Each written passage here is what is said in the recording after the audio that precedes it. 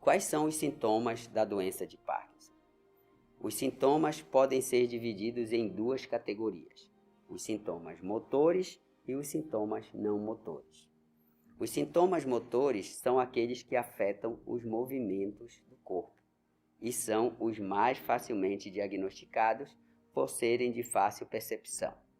Os sintomas motores costumam aparecer inicialmente de um lado do corpo e, com o tempo, acometem os dois lados. Nos estágios finais da doença de Parkinson, os sintomas motores afetam a habilidade de andar, de falar, de se movimentar corretamente e exercer atividades diárias normalmente. Entre os principais sintomas motores encontram-se os tremores. Os tremores, muitas vezes, podem não ser visíveis ou perceptíveis por terceiros, e os pacientes podem descrever apenas como uma sensação de tremedeira interna.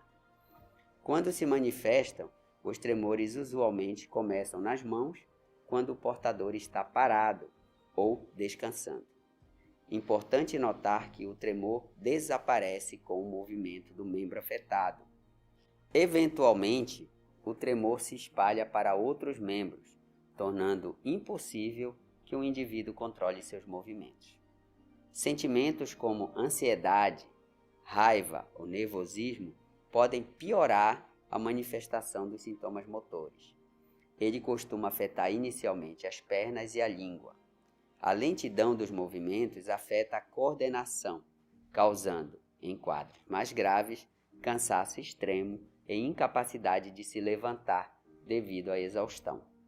Assim como a rigidez dos membros e a postura instável, esse sintoma afeta diretamente o senso de equilíbrio e a capacidade de se movimentar normalmente. Conforme a doença vai se espalhando, os sintomas motores se tornam mais pronunciados e mais severos. Os sintomas não motores.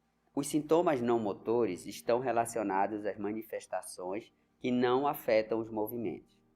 Muitos desses sintomas afetam os demais sentidos, como a visão, a audição e o olfato, e também a habilidade de pensar racionalmente.